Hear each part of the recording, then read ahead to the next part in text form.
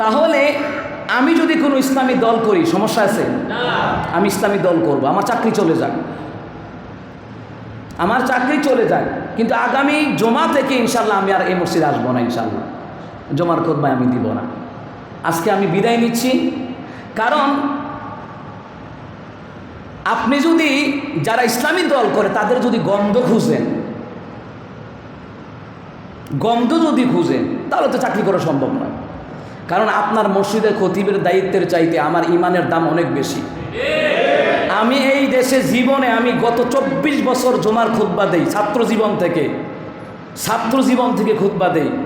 আমি কোনো গোলামির কমিটির গোলামি করি না, কোনো দলের গোলামি করি না, কোনো স্বৈরাচারী রাহাজারি খুনিদের গোলামি করি না। পাও সাইডটা চাকরি করার অভ্যাস নাই আমার। আমি এলাকার কমিটির তেল মাইকে আমি মাদ্রাসার জন্য টাকা নেবো, মসজিদের জন্য টাকা নেবো, এই খাদ্যতা আমার নাই, এই অভ্যাস আমার নাই। আমি তেল দিতে পারবো না।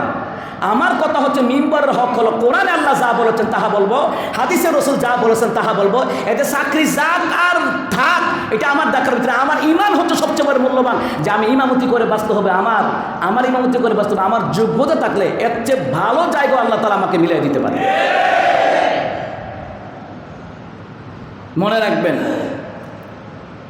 কারণ কারো গোলামি করে যদি আমি আমি যদি কারো গোলামি করি, মনে করবেন কমিটির গোলামি করে যদি কোনো খতিব চাকরি করে, ইমাম চাকরি করে, তার পিছনে নামাজ পড়বে, নামাজ হবে না। আমি চ্যালেঞ্জ দিব, এমন কোনো মায়ের বেটা নেই যে ফতোয়া দিতে পারে আমার বিরুদ্ধে। এমন কোনো মায়ের বেটা নেই যে ইমাম কমিটির গোলামি করে, যে ইমাম যে স্বৈরাচারীদের গোলামি করে, সেই ইমাম কমিটিকে তেল দিতে জানে, সুতরাং তার পিছনে নামাজ পড়লে নামাজ হবে। যদি মনে করেন আমি দল করলে দোষ হয়, তাহলে বোঝা গেছে তাহলে এখানে জামাত ইসলাম হেফাজত যারা করে তাদেরকে বাইরে করে দেন। আপনারা যারা আওয়ামী লীগ করেন তারা নামাজ পড়েন এখানে।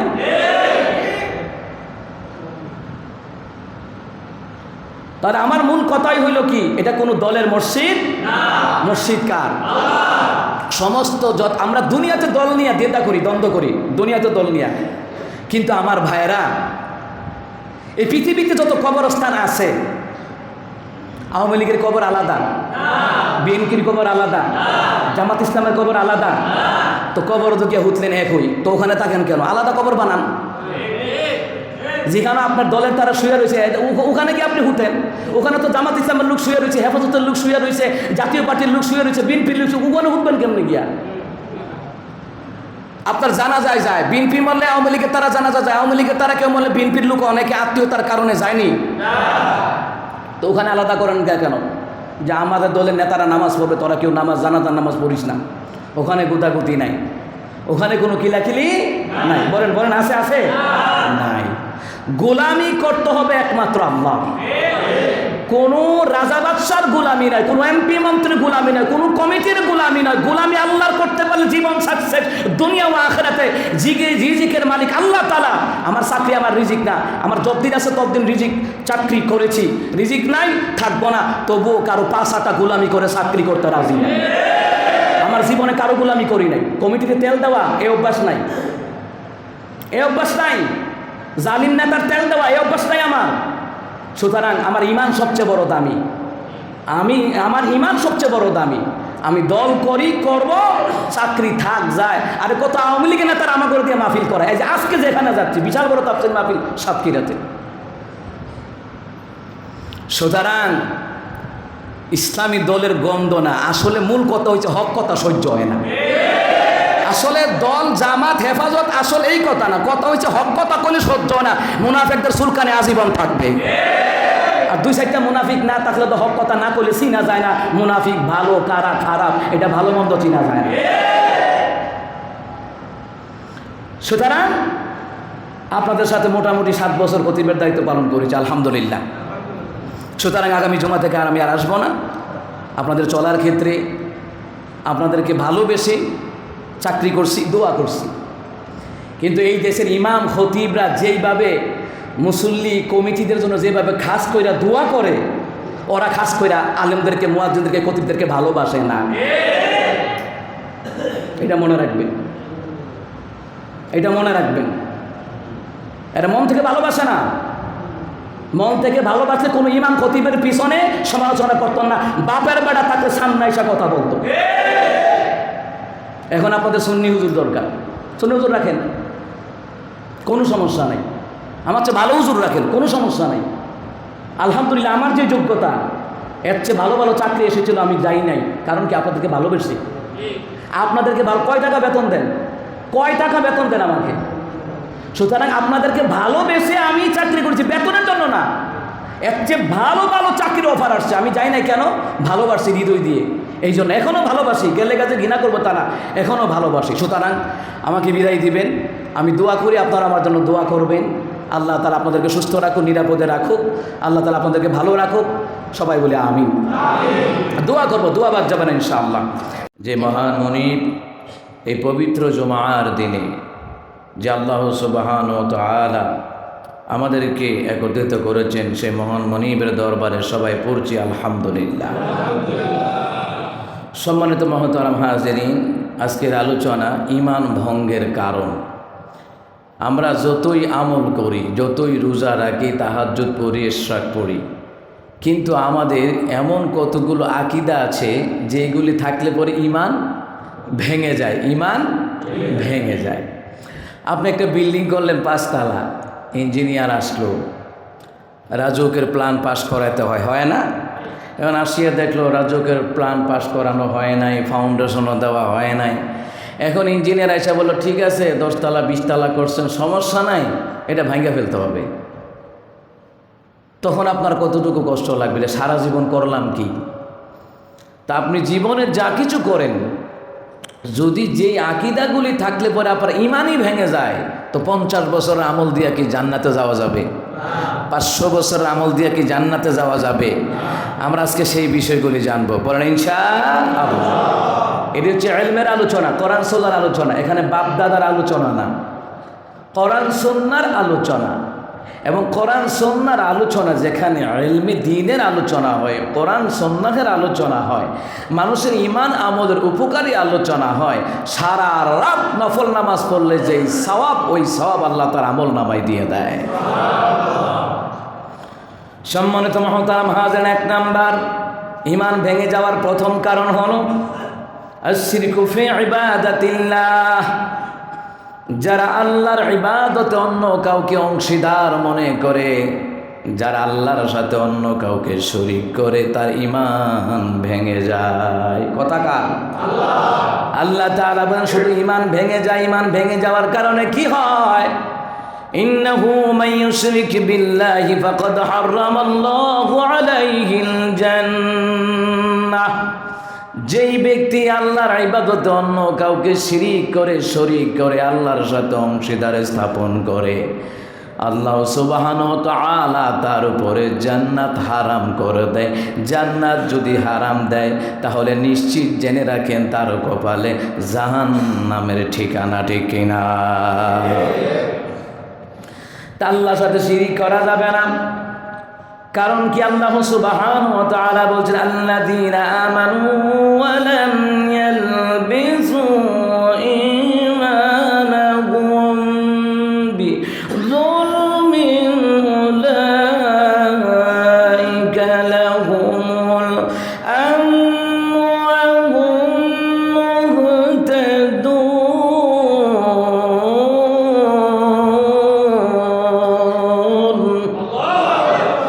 আল্লাহ তাআলা বলেন, যারা ঈমান এনেছে তাদেরকে ঈমান জুলুমের দ্বারা, শিরিক করার দ্বারা তার ঈমানে জুলুম করে নাই। তার ঈমানের ভিতরে কোনো শিরিক নাই, কুফর নাই, বেদাত নাই। আল্লাহ তাআলা বললেন তাদের জন্যই হেদায়েত প্রাপ্ত। সুবহানাল্লাহ।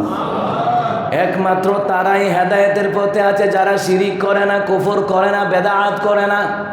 কিন্তু যারা শিরিক করে, কুফর করে, বেদাত করে, তাদের ঈমান ভেঙে যায়। কি ভেঙে যায়?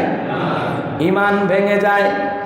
এরপরে দ্বিতীয় নাম্বার হলো, ও মুসলমান, যেই ব্যক্তি আল্লাহ এবং বান্দার মাঝে কাউকে তৈরি করে, তাদেরকে ডাকে, তাদের নিকট শাফায়াত কামনা করে, তার ঈমান ভেঙে যায়। সে মনে করলো আমরা পীরের কাছে মুরিদ হয়েছি, পীর আমাকে শাফায়াত করবে। আমরা যেই নেতার অনুসারী হয়েছি, মনে করবে ওই নেতা আমাকে সুপারিশ করবে। এরকম মাধ্যম অনেকে মনে করে না। যেমন কালকে রাতে প্রোগ্রাম থেকে আসার পথে শাহাদি মাজারে দেখলাম বেডা বেডি অভাব নাই, ওখানে আসছে কেন আসছে? বাবার দরবার আসছি, বাবার কাছে চাইলে বাবা দিবে, এবং বাবার কাছে আসছি বাবা হাসরের ময়দানে আমাদেরকে তরায় নেবে না। হাসরের ময়দানে আল্লাহ তাআলা একমাত্র রসুলকে সুপারিশের পারমিশন দিবেন, অন্য কেউ সুপারিশ করার, সাফায়াত করার কোনো পারমিশন পাবে আল্লাহ যাদেরকে ইচ্ছে করেন সাফায়াতের ব্যবস্থা করে দিবেন।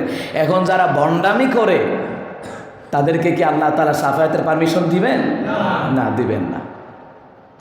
তা আল্লাহ যাদেরকে পারমিশন দিবেন, তো আল্লাহ তাআলা একমাত্র তার রসুল সাল্লাল্লাহু আলাইহি সাল্লামকে সাফায়াতের পারমিশন দিবেন, তখন নবী সুপারিশ করবেন। এরপরে যে বস্তা বাইন্দা সুপারিশ করবে তা না, রহমতুল নবী যে বস্তা বাইন্দা সুপারিশ করবে তা না। আপনি গেছেন, আপনি অমুক দলের তমুক দলের না, রাসূল সাল্লাল্লাহু আলাইহি সাল্লাম দেখবে তার কপালে নূর আছে কিনা। নূর থাকবে ওই ব্যক্তির কপালে যার মধ্যে কোনো শিরিক নাই, বেদাআত নাই, কুফর নাই, হারাম নাই, যার ইমানের মধ্যে একমাত্র আল্লাহর বিধান নবীর তরিকায় ইমান আমল করে। সুতরাং ওই ব্যক্তিকে আমার রসুল সুপারিশ করবেন। সুবহানাল্লাহ। কিন্তু মানুষ যে বলে যে গাঞ্জাখুর, মাথায় জট, এইরকম পীরের কাছে গিয়া চালু কাপড় পইরা রাখছে, ওখানে গিয়েছে এরা কয় বাবা তরায়া নিবে। তোমার বাবা তো গাঞ্জা খায় পাঁচ বেলা তো নামাজ পড়ে না। লালন শাহর মাজারে প্রতি বছর 100 টন 200 টন গাঞ্জা বিক্রি হয়, তো গাঞ্জা বিক্রি হয়ে সেখানে এরাও গিয়া কয় লালন শাহ তরায়া নিব। আসলে হাসরের ময়দানে কেউ তরায়া নিতে পারবে না, তরায়া নেওয়ালা মুহাম্মদ সাল্লাল্লাহু আলাইহি ওয়াসাল্লাম। সবাই কেউ তরায়া নিবে না। যারা দুনিয়াতে শিরিক কুফর বেদাত করেছে, যাদের ঈমান ভেঙে গিয়েছিল যে আকীদার কারণে, আল্লাহ রাসূল তো তাদেরকে সুপারিশ করবেন না। রাসূল তো বলেছেন সুকাল লিমান গায়্যারা বাদি, যা দূর হয়ে যা, তুই আমার উম্মত না। তুই দুনিয়াতে ভণ্ডামি করেছো, বেদাতি করেছো, শিরিক করেছো, কুফর করেছো, রাসূল তো সুপারিশ করবেন না। একমাত্র শিরিক কুফর বেদাত মুক্ত যারা আমল করে আল্লাহ সুবহানাহু ওয়া তাআলার পয়গম্বর তাকে সুপারিশ করে সাথে করে জান্নাতে নিয়ে ঢুকবে। শুনুন, নাম দিলে সুন্নি হয় না, সুন্নি নাম দিলে সুন্নি হয় না, মিলাদ কিয়াম করলেই সুন্নি হয় না, আর হাজির নাজের নূর মাদি মানলেই সুন্নি হয় না। সুন্নি হয় আল্লাহর বিধান যে মানে, সে যেই হোক, নবীর তরিকায় যে চলে সে যেই হোক, সে হবে সুন্নি। কথা কি বুঝেন নাই? শুধু সুন্নি সুন্নি বললে সুন্নি হয় না, এরা বেদাতি কাম বেশি করে। আপনি গিয়ে দেখেন এরা বেদাতি কাম বেশি করে। এখানে যারা আছেন, অসংখ্য মুসলিম যারা আছেন, যাদের ইমানের মধ্যে শিরিক নাই, কুফর নাই, বেদাত নাই, হারাম নাই, দুর্নীতি নাই, চাঁদাবাজি নাই, টেন্ডারবাজি নাই, মানুষ খুন করে নাই, সুতরাং আল্লাহর বিধান নবীর তরিকায় চলেছে, সে হলো আহলে সুন্নাত ওয়াল জামাতের অন্তর্ভুক্ত। হতে পারে সে জামাতের, হতে পারে সে আওয়ামী লীগের, হতে পারে বিএনপির, হতে পারে হেফাজতের, হতে পারে জমিয়তে ইসলাম, ইসলামী আন্দোলন, খেলাফতের মজলিস, যেই দলের হতে পারে। যদি সে আল্লাহর কোরআন নবীর তরিকা মাইনা চলে, তাহলে সে আহলে সুন্নাত ওয়াল জামাত। এটা মনে রাখবেন। সম্মানিত মুহতারাম হাজিরিন, তাহলে আল্লাহ এবং বান্দার মাঝে যদি মনে করে আমি বান্দার কাছে সাহায্য চাইব, বান্দা আমাকে সন্তান দিবে, আপনারই বলেন সন্তান দেওয়ার ক্ষমতা কার?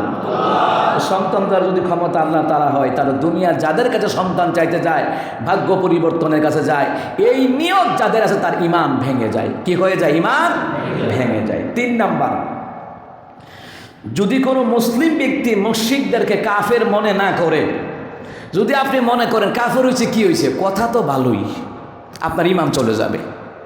কোনো কাফের, হিন্দু, খ্রিস্টান, বৌদ্ধ যদি কারো কথাই যদি আপনি বলেন না যেমনই হোক, কিন্তু কথাটি ভালোই, কথাটি খারাপ না, ভালোই, তার কথার মধ্যে যুক্তি আছে, আপনার ঈমান চলে যাবে সাথে সাথে।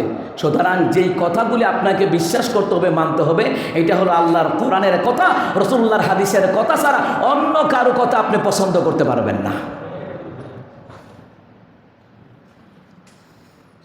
যদি কোনো মুসলমান ব্যক্তি মুশরিকদেরকে কাফের মনে না করে, কুফুরির ব্যাপারে সন্দেহ পোষণ করে, ওরা যেটা করে খারাপ কি, ওরা পূজা করে খারাপ কি, নাউজুবিল্লাহ, আপনি মুসলমান, আপনি এটা বলতে পারেন না।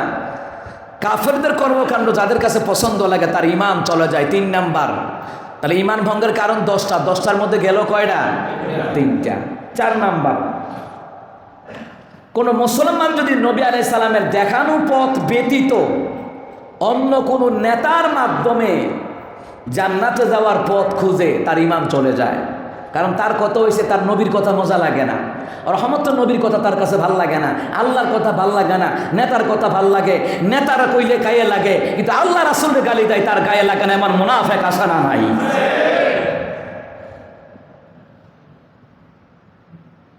হুজুর কোন দল করে সেই গন্ধ খুঁজো, আর তোমার দলের নেতার ইমানই নাই। তুমি কোন দলের অনুসারী হচ্ছ? তুমি কোন দলের নেতার গোলামি করছো যে নেতার ইমানই নাই?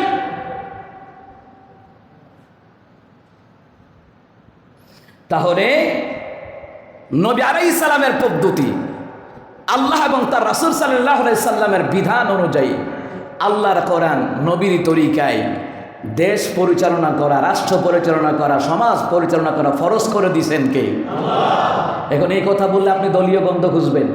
এই কথা কি আমার বানানো না আল্লাহর? কথা কার? ওয়া মান লাম ইয়াহকুম বিমা আনজালাল্লাহু ফাউলাইকা হুমুল কাফিরুন। মানুষ বানাইছে কে? আল্লাহ। আমাদেরকে বানাইছে কে? তা আল্লাহই বলছেন আমার দেওয়া বিধিবিধান অনুযায়ী যারা সমাজের বিচার, রাষ্ট্রের বিচার, পরিবারের বিচার করে না, এরা কাফের।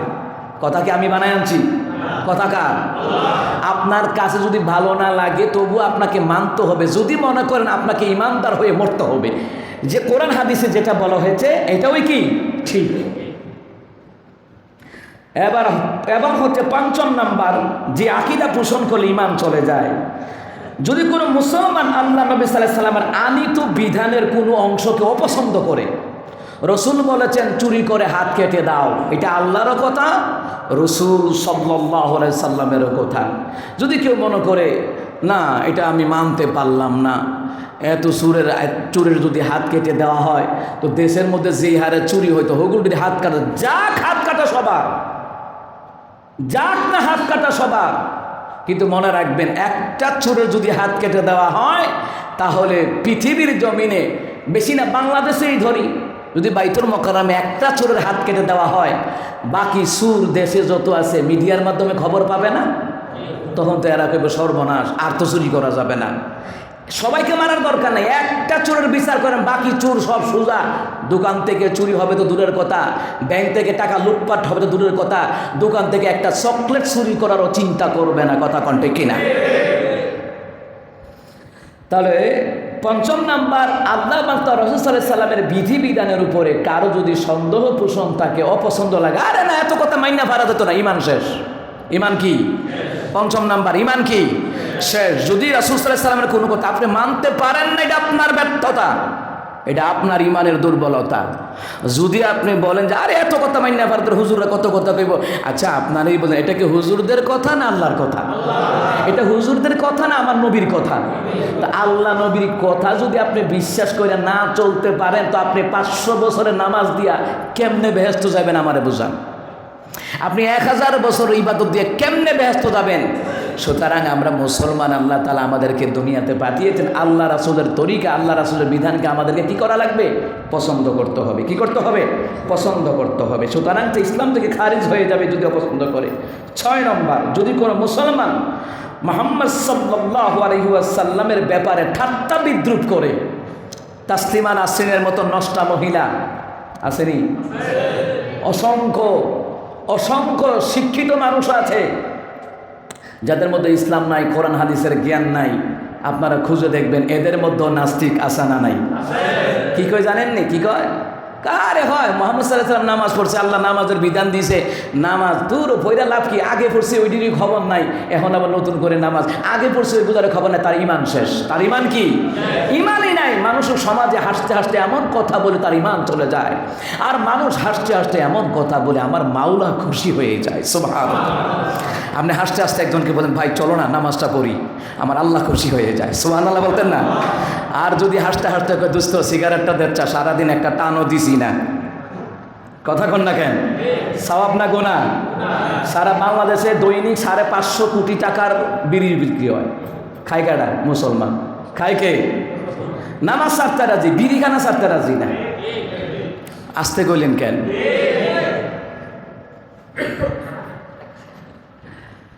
তাহলে মুহতারাম হাজিরিন, নবী আলাইহিস সালাতু ওয়াস সালামের কোনো বিষয়ে 6 নম্বর যে ঈমান চলে যায়, যেই কথার কারণে ঠাট্টা বিদ্রুপ করো, যদি আমার রাসূল সাল্লাল্লাহু আলাইহি সাল্লামের ব্যাপারে ঠাট্টা বিদ্রুপ করো, যদি তারা যদি কোনো নবী আলাইহিস সালামের হাদিসকে অস্বীকার করে, ব্যঙ্গ করে, আমার রাসূলকে নিয়ে ব্যঙ্গ করে, সুতরাং তার ঈমান ভেঙে যায়, ঈমান চলে যায়, ইসলাম থেকে খারিজ হয়ে যায়। এই বিষয়গুলি মনে রাখবেন। 7 নাম্বার, কেউ যদি জাদুর মাধ্যমে ভালো কিছু আশা করে। কিসের মাধ্যমে? যেমন আপনারা দেখেছেন বিভিন্ন চ্যানেলে বিজ্ঞাপন দেয়, আপনি কি হতাশায় ভুগছেন, বিদেশে যেতে পারছেন না, স্বামী স্ত্রীর বিবাহ বন্ধনে মিল নেই, আজই যোগাযোগ করুন। লিটন দেওয়ান সৃষ্টি, বসুন্ধরা কমপ্লেক্স, আপনার হাতের রেখা দেখে বলে দিতে পারবে বর্তমান ভবিষ্যৎ।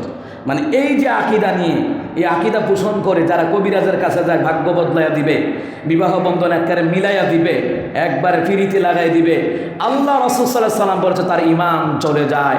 আল্লাহ ছাড়া কেউ পৃথিবীর জমিনে ভালোবাসা বন্ধন আবদ্ধ রাখতে পারে না। আল্লাহ রহমত না করলে স্বামী স্ত্রী ভালোবাসায় কেমনে থাকবেন বলেন?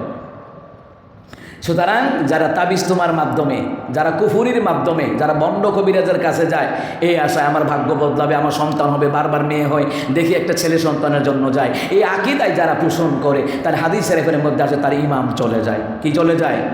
ঈমান চলে যায়। তো 500 বছর ইবাদত দিয়ে লাভ হবে? যদি ঈমান চলে যায় লাভ হবে না। 8 নম্বর, কোনো মুসলমানের বিরুদ্ধে, আল্লাহওয়ালাদের বিরুদ্ধে, কোরআনওয়ালাদের বিরুদ্ধে যারা মুশরিকদেরকে সাহায্য করে, মার হুজুরে মার, বালা করে মার, ইসলামী দলের উপরে নির্যাতন কর, আয়না করে নে, রিমান্ডে নে, ফাঁসির মঞ্চে নে, আমরা আসি রে, আসিনি একদল। এটা কোন হিন্দুরা কয় নাই, কোন খ্রিস্টানরা কয় নাই, মুসলমানের সন্তান বলতেছে সমস্যা নাই, হুজুরের বিরুদ্ধে যা করার করেন, আমরা আসি রে ভাই, আসি। নবীকে হাসরের ময়দানে তোদের হাসর নাসর হবে কাফেরদের সাথে। কার সাথে বলেন? কার সাথে? কাফেরদের সাথে। তো এই জন্য মুসলমানের বিরুদ্ধে আপনি কোনো হিন্দুকে লেলিয়ে দিবেন, খ্রিস্টানকে লেলিয়ে দিবেন, যেমন বর্তমান ইসকন, কথা কন না কেন? এই যে ইসকন, এরা দেশের শত্রু না, শুধু মুসলমানেরও শত্রু। জায়গায় জায়গায় এরা বিভিন্ন জায়গায় গন্ডগোল করছে। চট্টগ্রামও গত 2 দিন আগে গন্ডগোল লাগাইছে ইসকন। এদেরকেও প্রয়োজনে আইনের আওতায় এনে বিচার কার্য দাঁড় করাতে হবে, কারণ এরা দেশটাকে ভবিষ্যতে আরো খারাপের দিকে নিয়ে যাবে। হিন্দু মুসলমান দিয়ে দাঙ্গামা হাঙ্গামা লাগাই দিবে, টের পাবেন না। কথা কন ঠিক কিনা? এরা কিন্তু খুব ভয়ঙ্কর, ঠান্ডা মাথায় কাজ করে। আপনি টেরও পাইতেন না কোন দিয়ে লাগাই দিছে, আপনি টেরও পাবেন না। সুতরাং এদের থেকে সাবধান থাকতে হবে। সুতরাং যদি কোনো আল্লাহওয়ালা, নবীওয়ালা, কোরআন প্রেমিক, ইসলাম প্রেমিক দিনের জন্য কাজ করে, আপনি দেখবেন যে দিন বিজয়ের কাজ করে, আপনি তাকে সাহায্য করবেন, টাকা দিয়ে, পয়সা দিয়ে, জান দিয়ে, মাল দিয়ে। হুকুম কার? সে ভালো কাজ করতেছে, আপনি তাকে ভালো কাজে সাহায্য করবেন। একটা লোক বিপদে, আপনি তাকে সাহায্য করবেন। একটা লোক মসজিদ মাদ্রাসা নির্মাণ করছে, আপনি তাকে সাহায্য করবেন। কিন্তু একটা কথা খেয়াল রাখবেন, প্রতিটি মুসলমানের উপরে ইসলামী দল করা ফরজ করছেন কে? আওয়ামী লীগ করা ফরজ না, বিএনপি করা ফরজ না, জাতীয় পার্টি করা ফরজ না, অন্য কোনো দল করা ফরজ নয়। ওই দল করা ফরজ যেই দলে ওলামাই কারাম চায় দেশে শান্তি ফিরে আসুক, যেই দলে ওলামাই কারাম চায় চোরের বিচার হোক, গুন্ডাদের বিচার হোক, যারা রাজাকার, সত্যিকারী অর্থের রাজাকার, এদের বিচার হোক, যারা দেশের টাকা বিদেশে পাচার করে এদের বিচার হোক, যারা অধিকার থেকে বঞ্চিত এরা অধিকার ফিরে পাক।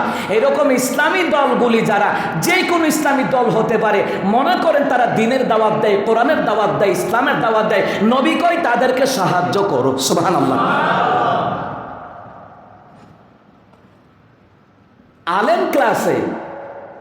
আলেম ক্লাসের মধ্যে পড়েছিলাম ইসলামের ইতিহাসের মধ্যে, তো সেখানে বলা হয়েছে কিয়ামতের পূর্বে ইসলামের অনেক দল হবে, আছে না?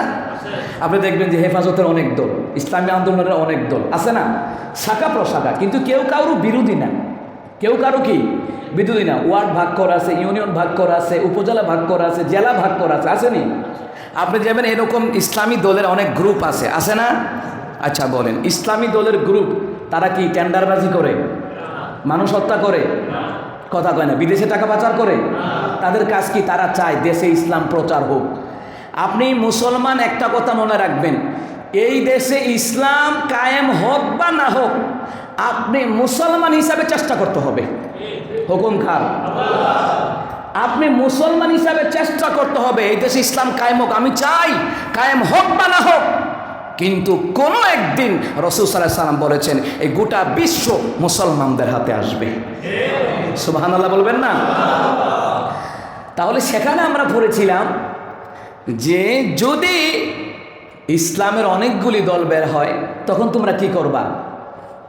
তো সেখানে সমাধান দেওয়া হয়েছে, যে ইসলামী দলটা তোমার কাছে ভালো লাগে তুমি সেই দল করো, যেই দল নবীর সুন্নত তরিকার উপরে আছে, যেই দল আমার আল্লাহর বিধানের উপরে আছে, যেই দল রাষ্ট্রীয়ভাবে ইসলাম কায়েম করতে চায়, তুমি ওই সমস্ত ইসলামী দলের মধ্য থেকে যাচাই বাছাই করে তোমার যেই দল মনে চাই সেই দল করো, বাধা নাই। কিন্তু অন্যান্য দল করতে গেলে বাধা আছে। অন্যান্য দল করতে গেলে কি আছে? আপনাকে কেউ দেশের ক্ষেত্রে বাধা দিবে না, ইসলামের দৃষ্টিতে অন্যান্য দল করতে বাধা আছে, কিন্তু ইসলামী দল করতে হবে, আল্লাহর দল করতে হবে, কোরআনের দল করতে হবে, হাদিসের দল করতে হবে। এটা হুকুম সরাসরি দিয়েছেন কে? আল্লাহ তাআলা।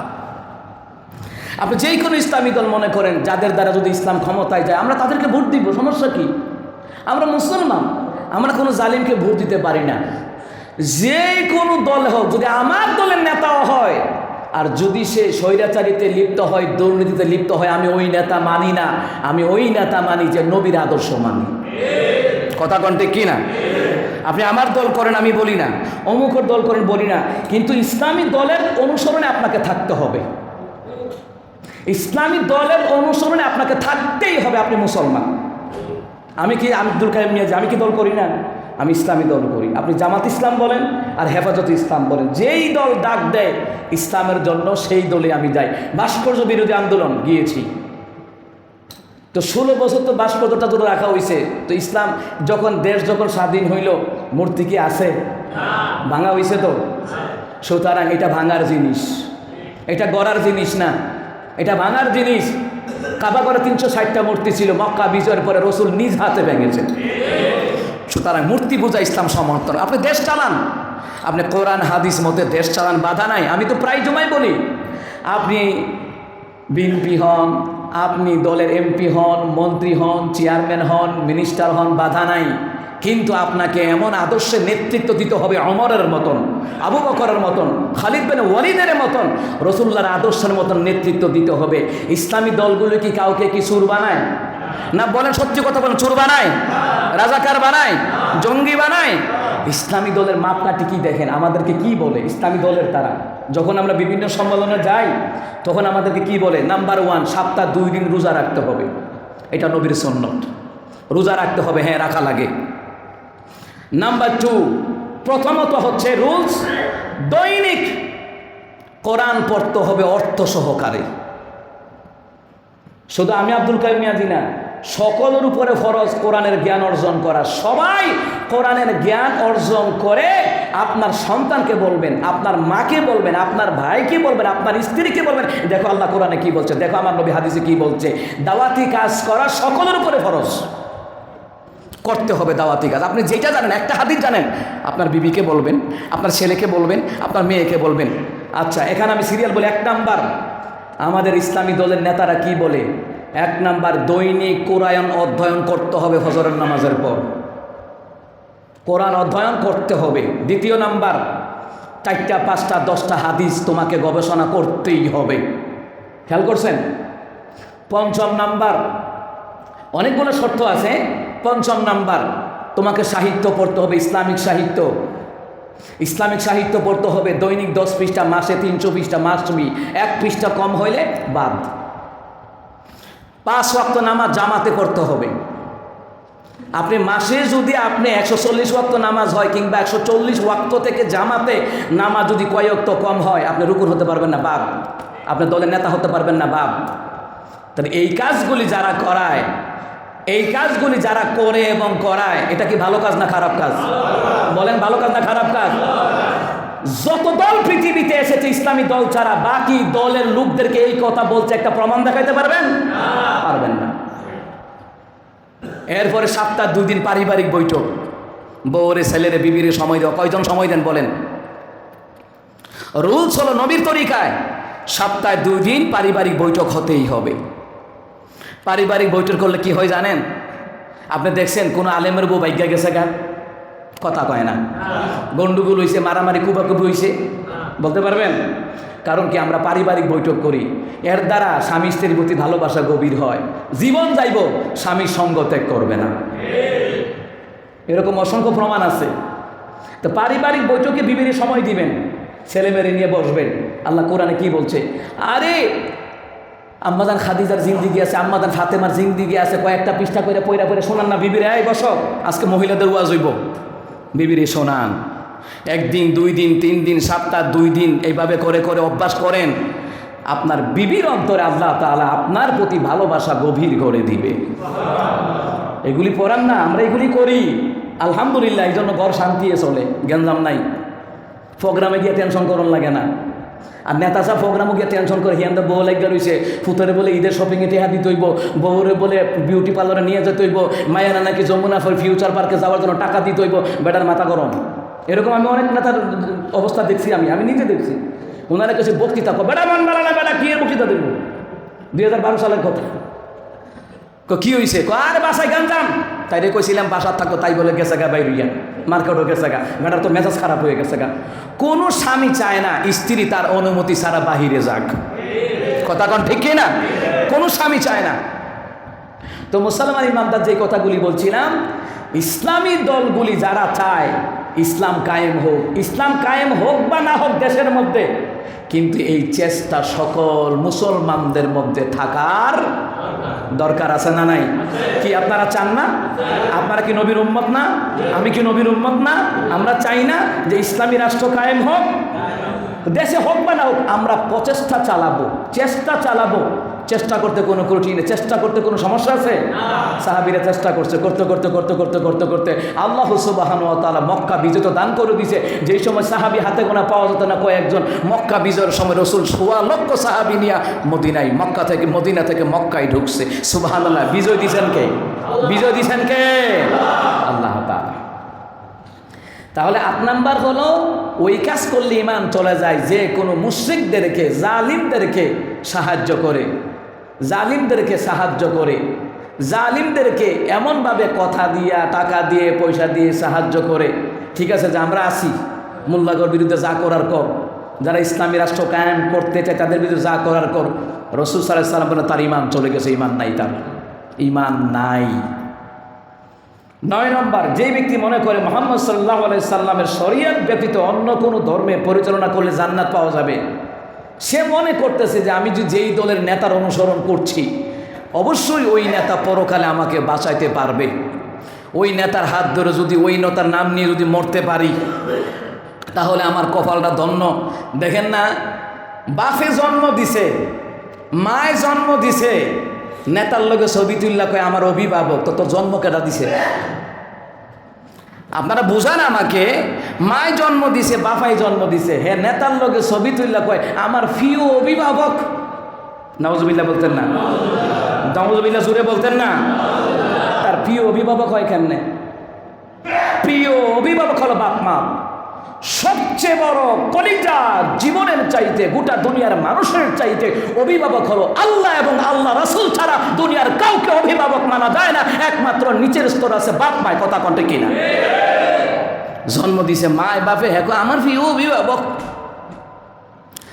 আমি এই দলে আসতে পেরে আমি গর্ববতী, আমি গর্বিত।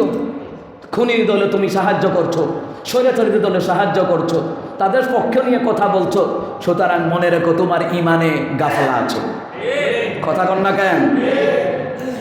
পৃথিবীতে যুগে যুগে যারা স্বৈরাচারীদের পতন হয়েছে, দ্বিতীয়বার ক্ষমতায় আসতে পারে নাই, মনে রাখবেন। ফেরাউন, নমরুদ, হামান, কারুন, আবু জাহেল, যত কিছু কম, পৃথিবীতে যাদের পতন হয়েছে লানতের সাথে, ডোনাল্ড ট্রাম্প কিন্তু ক্ষমতায় আসছে, আসছে না? আচ্ছা, লানতের সাথে বিদায় হয়েছিল কে? বুশ। বুশ কি আসতে পারছে?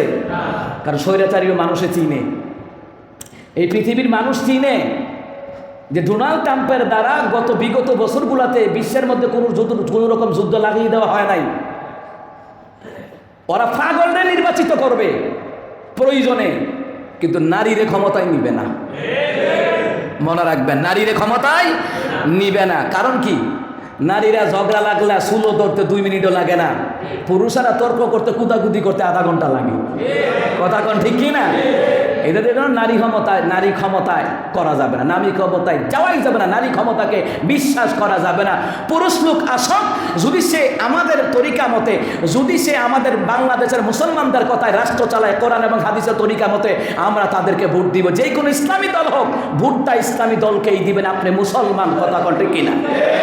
কিন্তু আপনি ভোট দিচ্ছেন বেনামাজিকে, সে যেই দলের হোক, আমার দলের নেতা হোক, বেনামাজি, ভোট দিবেন না।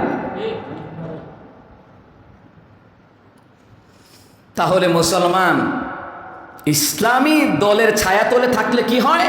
যে কোরআন সুন্নাহ অনুযায়ী আমল করার পদ্ধতি জানা যায়। কথা কোন ঠিক কি না? তো এই জন্য যাই হোক, যেই ব্যক্তি মনে করে যে রসুলের তরিকা ছাইরা দিয়া, আল্লাহর বিধান ছাইরা দিয়া আমি জান্নাত কামাই করব, তার ইমান কি আছে না গেছে? জোরে কোন তার ইমান আছে না গেছে? ইমান চলে যায়। 9 নম্বর, যে ব্যক্তি মনে করে মুহাম্মদ সাল্লাল্লাহু, 10 নম্বর, আল্লাহর মনোনীত দিন ইসলাম থেকে যে মুখ ফিরায়া নেয়, তার ইমান নাই। আল্লাহর দিন ইসলাম, দিন ইসলাম, ইন্না দীনা ইনদাল্লাহিল ইসলাম, আল্লাহ পাকের মনোনীত ধর্মের নাম কি? বলেন জোরে কোন নাম কি? ইসলাম দল থেকে যে মুখ ফিরাইয়া নেয়, দিন ইসলাম থেকে যে মুখ ফিরাইয়া নেয়, ইসলামী দল তার কাছে ভাল লাগে না, কিন্তু অন্য দল ভাল লাগে। নবী আলাইহিস সালাতু ওয়াস সালামের কথা হলো তার ইমাম থাকে না। ইসলামী দল আপনাকে করতে হবে, আপনি মুসলমান, যে কোনো ইসলামী দল করেন। যারা চায় দেশে নামাজ কায়েম হোক, দিন কায়েম হোক, ইসলাম কায়েম হোক, দেশ থেকে পাপাচার, রাহাজারি, খুন এগুলো দূর হোক, আপনারা চান না? চান না আপনারা? খুন, রাহাজারি, টেন্ডারবাজি, চাঁদাবাজি দূর হোক, চান না? তো ইসলামের তারা কি চায়? ইসলামী দল যেগুলি আছে বাংলাদেশে, তারা কি চায়? তারা শান্তি শৃঙ্খলা চায়, চায়নি? সুতরাং যে কোনো একটা ইসলামী দলের ছায়াতলে আপনাকে থাকতে হবে। এটা আমার কথা না, রাসূল সাল্লাল্লাহু আলাইহি সাল্লামের কথা, আল্লাহর কথা। দুনিয়ার অন্য কোনো দল করা ফরজ নয়, কিন্তু ইসলামী দল করা ফরজ। আপনাকে ইসলামের ভিতরে থাকতে হবে।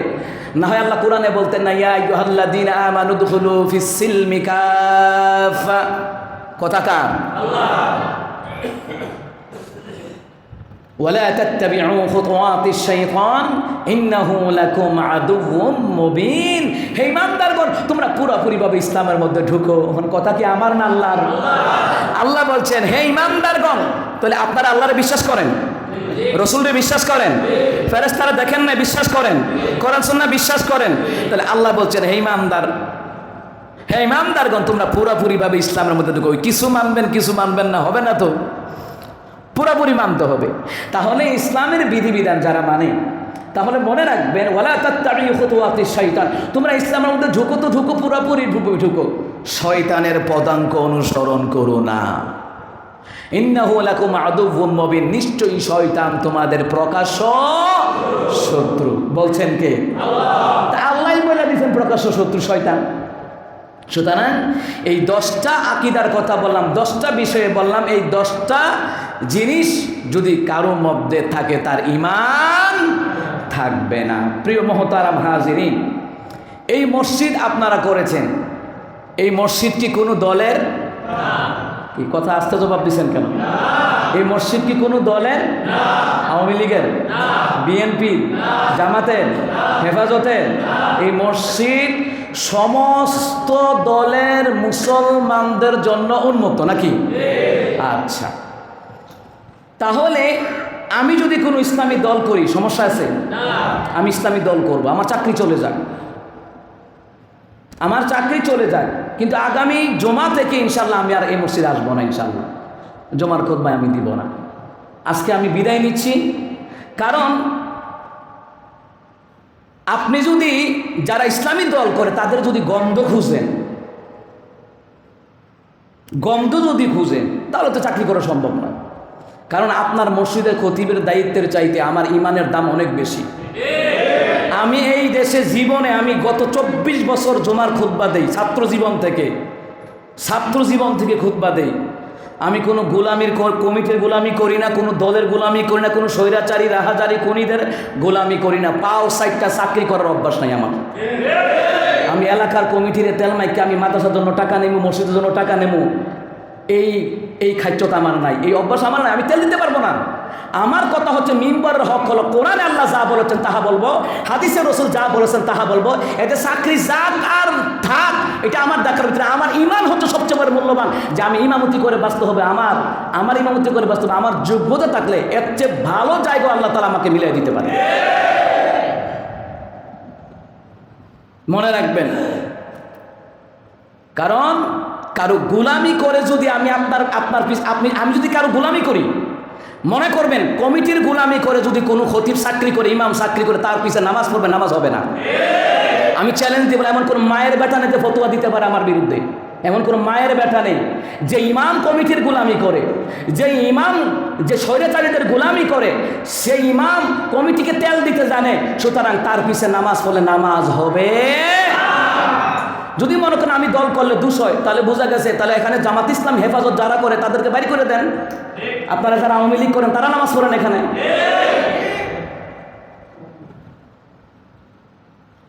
তাহলে আমার মূল কথাই হইল কি, এটা কোনো দলের মসজিদ না। মসজিদ কার? সমস্ত আমরা দুনিয়াতে দল নিয়ে দ্বিধা করি, দ্বন্দ্ব করি, দুনিয়াতে দল নিয়ে।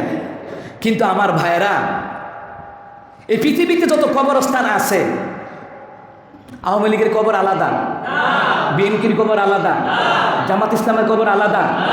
তো কবর তো কে হুতলেন এক হই, তো ওখানে থাকেন কেন? আলাদা কবর বানান। যেখানে আপনার দলের তারা শুয়ে রয়েছে ওখানে কি আপনি হুতেন? ওখানে তো জামাত ইসলামের লোক শুয়ে রয়েছে, হেফাজতের লোক শুয়ে রয়েছে, জাতীয় পার্টির লোক শুয়ে রয়েছে, বিএনপির লোক, ওখানে হুতবেন কেমনে গিয়া? আপনার জানাজায় যায়, বিএনপি মারলে আওয়ামী লীগের তারা জানাজা যায়, আওয়ামী লীগের তারা কেউ মারলে বিএনপির লোক অনেকে আত্মীয়তার কারণে যায়নি। তো ওখানে আলাদা করেন কেন? যে আমাদের দলের নেতারা নামাজ পড়বে, তোরা কেউ জানাজার নামাজ পড়িস না। ওখানে গুতাগুতি নাই, ওখানে কোনো কিলাকিলি নাই। বলেন আছে নাই। গোলামি করতে হবে একমাত্র আল্লাহ।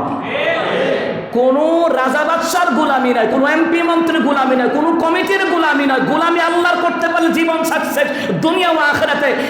রিজিকের মালিক আল্লাহ তাআলা। আমার চাকরি আমার রিজিক না, আমার যতদিন আছে ততদিন রিজিক, চাকরি করেছি, রিজিক নাই থাকবো না, তবুও কারো পাঁচাটা গোলামি করে চাকরি করতে রাজি না। আমার জীবনে কারো গোলামি করি নাই। কমিটিতে তেল দেওয়া এই অভ্যাস নাই, এই অভ্যাস নাই। জালিম নেতার তেল দেওয়া এই অভ্যাস নাই আমার। সুতরাং আমার ইমান সবচেয়ে বড় দামি, আমার ইমান সবচেয়ে বড় দামি। আমি দল করব, চাকরি থাক যায়। আর কত আওয়ামী লীগের নেতারা আমার করে দিয়ে মাহফিল করে। এই যে আজকে যেখানে যাচ্ছি, বিশাল বড় তাফসীর মাহফিল সাতক্ষীরাতে। সুতরাং ইসলামী দলের গন্ধ না, আসলে মূল কথা হচ্ছে হক কথা সহ্য হয় না। আসলে দল জামাত হেফাজত আসলে এই কথা না, কথা হচ্ছে হক কথা কোনো সহ্য হয় না। মুনাফিকদের চুলকানে আজীবন থাকবে। আর দুই সাইডটা মুনাফিক না থাকলে তো হক কথা না করলে চিনা যায় না। মুনাফিক ভালো কারা খারাপ এটা ভালো মন্দ চিনা যায় না। সুতরাং আপনাদের সাথে মোটামুটি 7 বছর খতিবের দায়িত্ব পালন করেছি, আলহামদুলিল্লাহ। সুতরাং আগামী জমা থেকে আর আমি আসবো না। আপনাদের চলার ক্ষেত্রে আপনাদেরকে ভালোবেসে চাকরি করছি, দোয়া করছি। কিন্তু এই দেশের ইমাম খতিবরা যেইভাবে মুসল্লি কমিটিদের জন্য যেভাবে খাস কইরা দোয়া করে, ওরা খাস কইরা আলেমদেরকে, মুয়াজ্জিনদেরকে, খতিবদেরকে ভালোবাসে না। এটা মনে রাখবেন, এটা মনে রাখবেন। এরা মন থেকে ভালোবাসে না। মন থেকে ভালোবাসলে কোনো ইমাম খতিবের পিছনে সমালোচনা করতেন না। বাপের বেটা তাকে সামনে এসে কথা বলতো। এখন আপনাদের সুন্নি হুজুর দরকার, সুন্নি হুজুর রাখেন, কোনো সমস্যা নেই। আমার চেয়ে ভালো হুজুর রাখেন, কোনো সমস্যা নেই। আলহামদুলিল্লাহ, আমার যে যোগ্যতা, এর চেয়ে ভালো ভালো চাকরি এসেছিল, আমি যাই নাই। কারণ কি? আপনাদেরকে ভালোবেসে। আপনাদেরকে কয় টাকা বেতন দেন? কয় টাকা বেতন দেন আমাকে? সুতরাং আপনাদেরকে ভালোবেসে আমি চাকরি করছি, বেতনের জন্য না। এর চেয়ে ভালো ভালো চাকরির অফার আসছে, আমি যাই নাই কেন? ভালোবাসি হৃদয় দিয়ে। এই জন্য এখনও ভালোবাসি, গেলে কাছে ঘৃণা করবো তা না, এখনও ভালোবাসি। সুতরাং আমাকে বিদায় দিবেন, আমি দোয়া করি, আপনারা আমার জন্য দোয়া করবেন। আল্লাহ তাআলা আপনাদেরকে সুস্থ রাখুক, নিরাপদে রাখুক। আল্লাহ তাআলা আপনাদেরকে ভালো রাখুক, সবাই বলে আমিন। দোয়া করবো, দোয়া বাদ যাবে না ইনশাআল্লাহ। যাই হোক, আরেকটা বিষয় হচ্ছে আপনাদেরকে কাছে বলি যে একজন ভাই কিডনি ডায়ালাইসিসের রুগী, বুঝেন তো অনেক টাকা লাগে। সপ্তাহ যদি 2 দিন ডায়ালাইসিস করতে হয় তাহলে মনে রাখবেন যে তার মাসে কিন্তু মোটামুটি 48-50 হাজার টাকা চলে যায়। তো যাই হোক, আপনারা এই লোকটাকে যতটুকু পরিমাণ আপনারা সাহায্য সহযোগিতা করার চেষ্টা করবেন। আল্লাহ তাআলা আপনাদের দানকে কবুল করুক, আপনাদের হায়াতকে দীর্ঘায়িত করুক। হাদা মা ইনদাল্লাহ আলাইহি তাওয়াক্কালতু ওয়া ইলাইহি উনীব। আসসালামু আলাইকুম ওয়া রাহমাতুল্লাহি ওয়া বারাকাতুহু। যারা সুন্নাত পড়েন নাই 4 রাকাত ক্বাবলাল জুমআ পড়ে নেন।